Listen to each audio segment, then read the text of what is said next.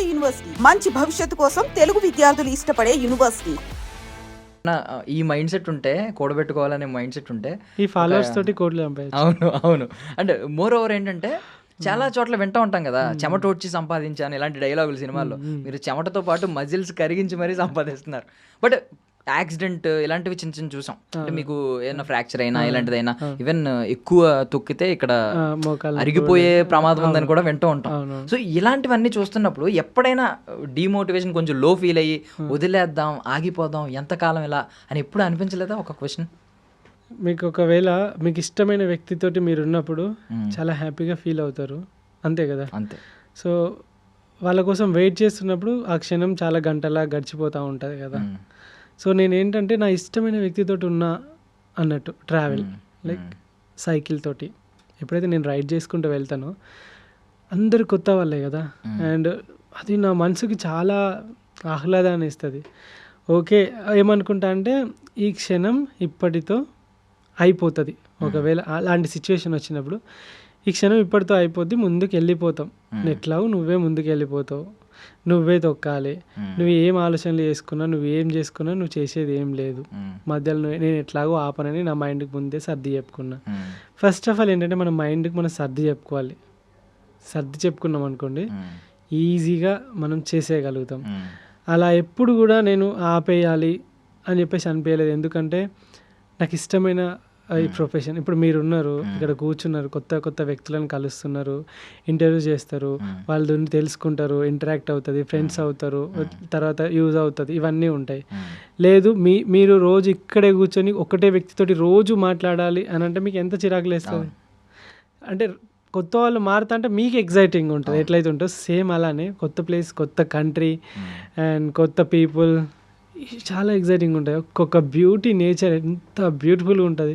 దాన్ని ఇట్లా కూర్చొని నిమ్మలంగా కాఫీ పెట్టుకొని తాగుకుంటా దాన్ని ఎంజాయ్ చేస్తుంటే ఎంత హ్యాపీగా ఉంటుంది. అంతకన్నా బెటర్ లైఫ్, మంచి లైఫ్ ఇంకేముంటుంది బోర్ కొట్టడానికి. Correct, exactly. అంటే మేము ఈ కాళ్ళు తొక్కుడు ఇవి చూస్తున్నాం, మీరు కనిపించే ప్రపంచాన్ని చూస్తున్నారు. ఈ కాళ్ళు నొప్పిలో అంటే మజిల్స్ బాగా కొండలెక్కినప్పుడు అవన్నీ మజిల్స్ బాగా నొప్పిలేస్తాయి. కానీ రాత్రి పడుకొని పొద్దుగాలు లేచే వరకు రాత్రి రిలాక్స్ అయిపోయి పొద్దుగాలటికి మళ్ళీ రెడీ అవుతాయి. మోకాలు నొప్పులు అయితే ఎప్పుడు రాలేదు. అండ్ ఫుడ్ కూడా మంచి ఫుడ్డే తీసుకుంటాను నేను, మంచి ప్రోటీన్, ఫైబర్, కార్బోహైడ్రేట్స్ అవసరమైన ఫుడ్డే తీసుకుంటా. సో దట్ ఎలాంటి హెల్త్ ఇష్యూస్ కూడా ఎప్పుడు రాలేదు. అండ్ మంచిగా నేచర్లో తిరుగుతాం కాబట్టి ప్యూర్ గాలి పీల్చుకుంటాం అండ్ మంచి ఆర్గానిక్ ఫుడ్ తీసుకుంటాం. అక్కడ అంత కెమికల్ కూడా వేసి పండారు కాబట్టి హెల్త్ కూడా చాలా సపోర్టివ్గా ఉంటుంది. ఎప్పుడు మోకాళ్ళ నొప్పులు అలాంటివి అయితే ఎప్పుడు ఏం రాలేదు, హెల్తీగా ఉంది. అంటే స్టార్టింగ్ విలేజ్ అందాల నుంచి స్టార్ట్ అయింది జర్నీ. విలేజ్ అందాలు, ట్రైబల్ పీపుల్, వాళ్ళ కల్చర్ ఏంటి, వాళ్ళ హెరిటేజ్ ఏంటి అవి చూపించడం మొదలు పెట్టారు. అక్కడ నుంచి స్టార్ట్ అయ్యి ఇప్పుడు దేశాలు, ఖండాలు వరకు వెళ్ళింది. సో ఆ టైంలో స్టార్టింగ్లో ఉన్నప్పుడు మనకి ఈ అటవీ ప్రాంతాలు, ఈ కొండలు ఇలాంటి చోట్ల ఏంటంటే యానిమల్స్ భయాలు ఉంటాయి. ఈ స్నేక్స్ ఇలాంటివన్నీ, కొన్ని విష పురుగులు, పాములు ఇలాంటి భయం ఉంటుంది. అంటే నేను లాస్ట్ టైం చూసినప్పుడు మీ కిడ్నాప్ ఎపిసోడ్ ఒకటి నన్ను భయపెట్టింది. సో ఇలాంటివి పోనీ అంటే ఈ స్ట్రగుల్ ఓకే, మజిల్ కరిగించుకోవడం, కరిగించిన ఒళ్ళొంచైనా ఏదో రకంగా నేను వెళ్ళాలి ముందుకు వెళ్ళడం అనే మోటివేషన్ ఓకే. బట్ ఇలాంటి లైఫ్ లైఫ్ థ్రెటన్ ఇన్సిడెంట్స్ ఎదురవుతున్నప్పుడు ఒక భయం అనేది వస్తుంది కదా తెలియకుండానే. అంటే నేనే లైక్ ఈ భయాన్ని నేను వదిలేశాను ఫస్ట్ రోజే. ఎందుకంటే ఏమీ చేయకుండా చనిపోయే కన్నా, ఎగ్జాంపుల్ చెప్తాను, చాలా లైఫ్లో మొన్న రీసెంట్గా అహ్మదాబాద్లో ఫ్లైట్ క్రాష్ అయింది. సరే పాపం చేసిర్రు అంటే లైక్ వాళ్ళు ఫ్లైట్ కావాలని పోయి ఎక్కిర్రు అనుకుందాం, అట్లా చచ్చిపోయారు అనుకుందాం. ఇట్లనే మన లెక్కనే కూర్చొని నిమ్మలంగా ముచ్చట పెడుతున్నారు. సడన్గా వచ్చి ఫ్లైట్ పడాలి, నా హాస్టల్ వాళ్ళు కూడా చచ్చిపోయారు. చావు అనేది ఎక్కడ పోయినా వస్తుంది. ఇప్పుడు బైక్ మీద పోయేటోడికి వస్తుంది, ఆ పాపం వాడేం పాపం తెలియదు, వాడు కనీసం రోడ్డు పక్కన నడుచుకుంటూ పోతాంటే వెనకకి లారీ వచ్చి గుద్ది చచ్చిపోయిన వాళ్ళు చాలామంది ఉన్నారు కదా. సో చావు ఎట్లాగో వస్తుంది, ఒక రోజు వస్తుంది. వస్తుందని చెప్పేసి భయపడకుండా ఈ బతికినన్ని రోజులు లివ్ ద మూమెంట్ అంటారు కదా, ఈ మూమెంట్ని బతికిద్దాం చాలు, చనిపోయినా ప్రశాంతంగా హ్యాపీగా చనిపోతాం. ఏం సాధించకుండా డబ్బులన్నీ కూడబెట్టి కోట్లు అన్నీ బ్యాంకులో వేసుకొని 10, 20, 50 ఎకరాల జాగాలు కొనుక్కొని, ఫ్లాట్లు కొనుక్కొని, ఎకరాలు కొనుక్కొని అవన్నిటిని కూడా అనుభవించకుండా చచ్చిపోతే అప్పుడు ఎంత బాధ అనిపిస్తుంది. లైఫ్ అంతా వేస్ట్ చేసుకొని హాస్పిటల్ బెడ్ మీద నువ్వు ఒంట్లో శక్తి ఉండదు, ఓపిక ఉండదు, అకౌంట్లో డబ్బులు ఉంటాయి, సమయం ఉంటుంది, కానీ నడవలేవు, వాటిని ఖర్చు పెట్టలేవు. అలాంటప్పుడు ఈ సంపాదించిందంతా ఈ బెడ్ మీద పండుకొని పుట్నాలు బుక్కినట్టు గోళీలు బుక్కడానికి అనిపిస్తుంది కదా. కరెక్ట్. నేను ఏమనుకున్నా అంటే నా లాస్ట్ బ్రీత్ బెడ్ పైన ఉండకూడదు, హాస్పిటల్ బెడ్ పైన అనుకున్నా. ఎందుకంటే 300 మందితో 10 రోజులు ట్రావెల్ చేసిన నేను. వాళ్ళ బాధలు, వాళ్ళ కష్టాలు, వాళ్ళ సాక్రిఫైజెస్ అన్నీ విన్నప్పుడు అనిపించింది నేను ఇలా బ్రతకొద్దు అనుకున్నా. అన్నీ బంద్ చేసి కొత్తగా బయటకు వచ్చేసి. Super super. So tribal people నుంచి మొదలు పెడితే వాళ్ళ నమ్మకాన్ని సంపాదించుకోవడం అంత సులువు కాదు. మీరు ఎవరినైనా ఎంత పెద్ద బిజినెస్ మ్యాగ్నెట్నైనా ఒక ఫిగర్ చూపించో, ఒక నెంబర్ చూపించో, లేదంటే వాడికి నీ వల్ల ఉపయోగపడుతుంది, మన వల్ల ఉపయోగపడుతుంది అనుకున్నప్పుడు వాడే మన దగ్గరికి వస్తాడు. బట్ ట్రైబల్ పీపుల్ అలా కాదు. వాళ్ళ నమ్మకాన్ని గెలవాలంటే చాలా కష్టం.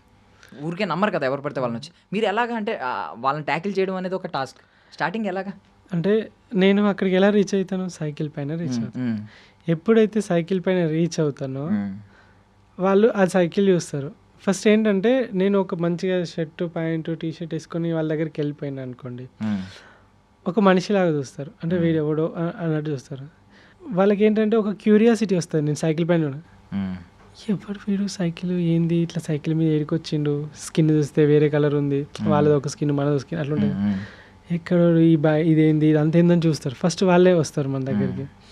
అలా ఎదుటివాడు మనపైన ఆసక్తి చూపిస్తున్నప్పుడు వాళ్ళతో కలిపోవడం ఈజీ. ఎందుకంటే వాడు మనల్ని తెలుసుకోవాలనుకుంటున్నాడు. మనమే వాళ్ళ దగ్గర ఆసక్తి కలుస్తున్నప్పుడు వాడు నా దగ్గర ఏమో ఉన్నది కాబట్టి వీడు వస్తానని చెప్పేసి అనుకోవడం వేరే. సో ఏంటంటే ఇక్కడ ఏం జరుగుతుంది అంటే సైకిల్ పైన ఎక్కడో రోడ్ల పైన రైడింగ్ చేసుకుంటే వైల్డ్లోకి వెళ్ళి వస్తూ ఉంటే వాళ్ళకి ఎగ్జైటింగ్ అనిపిస్తుంది. కూర్చొని మాట్లాడినా లేకుంటే వాళ్ళ ఇంట్లోకి పోయినా కూడా, వాళ్ళు ఏమైనా ఇచ్చినా కూడా, ఏం చేసినా కూడా నాకు పెద్దగా ట్రస్ట్ గెయిన్ చేసుకోవాల్సిన పని ఉండదు బికాజ్ ఆఫ్ సైకిల్. అక్కడ అలాంటి ఏరియాల్లో ఏదైనా అద్భుతమైన ఫుడ్ తిన్న ఫీలింగ్ ఇప్పటికైనా ఉందా? వాళ్ళ ఫుడ్ ఎలా ఉంటుందంటే మన లెక్క ఇక మసాలాలు ఉండవు, ఉప్పులు ఉండవు, కారాలు ఉండవు. ఒక రా మీట్ ఎట్లుంటుందో అట్లా ఉంటుంది. లైక్ మంగోలియా చూసుకుంటాం. మంగోలియాలో నాకు చాలామంది వండి పెట్టిర్రు. జస్ట్ నీళ్ళల్లో రైస్ వేసిర్రు, మటన్ వేసిర్రు, మటన్ మొత్తం వేసేసిర్రు, మంచిగా ఉడికిచ్చిర్రు, తీసుకొచ్చి పెట్టిర్రు. అది నాకు లైక్ ఎంత రాప్ టేస్ట్. ఇప్పుడు మనం చాలామంది మందు తాగుతారు. ఎగ్జాంపుల్ చెప్తాను, మందు తాగుతారు.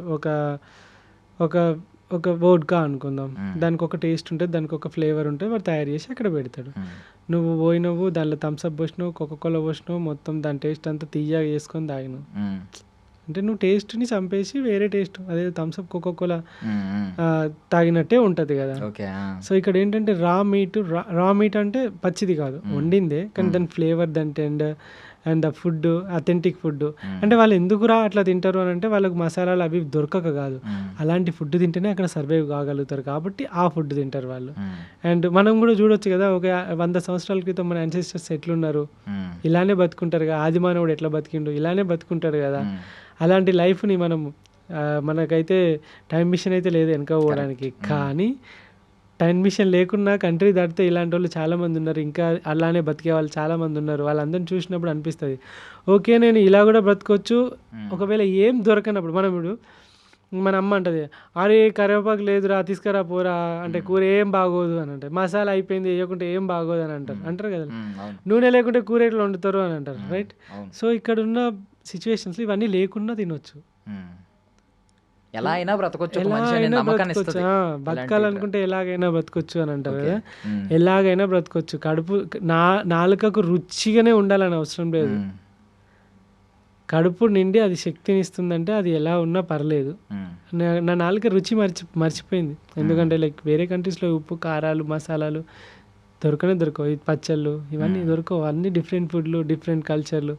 సో కాబట్టి అన్ని కల్చర్ల ఫుడ్లు అన్నీ తిన్నప్పుడే మనము ఒక ట్రూ ట్రావెలర్ అవుతాం. కరెక్ట్. సో ఇప్పుడు సినిమాల్లో చూపిస్తూ ఉంటారు, ఇంకా కొంతమంది మాట్లాడుతూ ఉంటారు, అంటే కొన్ని తెగలు ఇంకా ప్రపంచాన్ని చూడలేదు అసలు. వాళ్ళకి ఎప్పుడు అంటే మనం తప్పుగా అనట్లేదు, ఇది సామెత వాడుతున్నాను కానీ బావిలో కప్పలు అంటారు, అంటే బయట ప్రపంచం తెలియదు, అంటే అది నెగిటివ్గా మాట్లాడలేదు. కొన్ని తెగలు ఇంకా ఉన్నాయి భూమి మీద, బయట ప్రపంచం తెలియదు, ఈవెన్ వాటర్ అనే టర్మ్ కూడా వాళ్ళకి తెలియదు. ఇలాంటి చూసారు ఏమన్నా తెగలు ఎదురైనా? మంగోలియాలో ఇప్పుడు నేను డ్రోన్ తీసుకెళ్ళాను. అక్కడికి డ్రోన్ చాలా రేర్గా వాడరు అక్కడ ఎవరు. అసలు వాళ్ళ దగ్గరికి వేరే వాడు బయటకు వాడు. అలాంటి ఒక 800 కిలోమీటర్ల డెజర్ట్ రైల్లో నేను డ్రోన్ తీసుకుపోయి డ్రోన్ ఎగిరేసినప్పుడు వాళ్ళు షాక్ అవుతారు. వాళ్ళ ఇల్లుని వాళ్ళు ఎప్పుడు పైనుండి చూసుంటారు కదా, అర్థమైందా? వాళ్ళ ఊరిని వాళ్ళు ఎప్పుడు పైనుండి చూసుంటారు కదా, వాళ్ళకి ఆ డ్రోన్ చూపెట్టి ఇట్లా కెమెరా ఇట్లా చూపెట్టి ఎగురుతూ ఉంటాయి అని ఓ చాలా హ్యాపీగా ఫీల్ అవ్వడం. వాళ్ళందరికీ అది వాళ్ళ మొబైల్ ఏమైనా ఉంటే కూడా వాళ్ళకి అవి ఫుటేజ్ ఇవ్వడము, అవన్నీ చూపెట్టినప్పుడు వాళ్ళు అసలు మనకు తెలియదు అలాంటిది ఒకటి. అండ్ నేను కూడా లైక్ ఇప్పుడు కొన్ని రెస్టారెంట్లలో ఇట్లా పోగానే అది రోబో వచ్చేసి ఫుడ్ తెచ్చిస్తుంది. ఇచ్చిన తర్వాత అది అట్లనే నిలబడి చూస్తూ ఉంటుంది అన్నట్టు. అరే ఇదేంది ఇట్లా చూస్తా, నాకు ఫస్ట్ టైం జపాన్లో ఏంది ఇంకా చూస్తాను పోతలేదు అని అంటే అక్కడ థ్యాంక్ యూ ఇట్లా దాన్ని క్లిక్ చేయాలి, థ్యాంక్ యూ అని చెప్పేసి క్లిక్ చేస్తేనే పోతాను. అంటే ఇట్లా క్లిక్ చేయగానే థ్యాంక్ యూ అని పోతుంది. నేనేమో అది చూస్తాను, అది ఇంకా పోతలేదని నేను చూస్తాను. లాస్ట్గా పక్కన ఉన్న వాళ్ళు ఇట్లా క్లిక్ చేయపోతాను అంటే క్లిక్ చేయగానే పోయింది.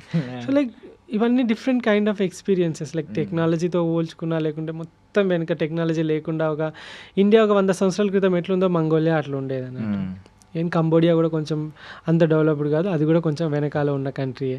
సో ఈ యొక్క ట్రైబల్స్ని కలిసినప్పుడు ఇప్పుడు గుర్రం పాలు తాగినావు ఎప్పుడైనా? లేదు.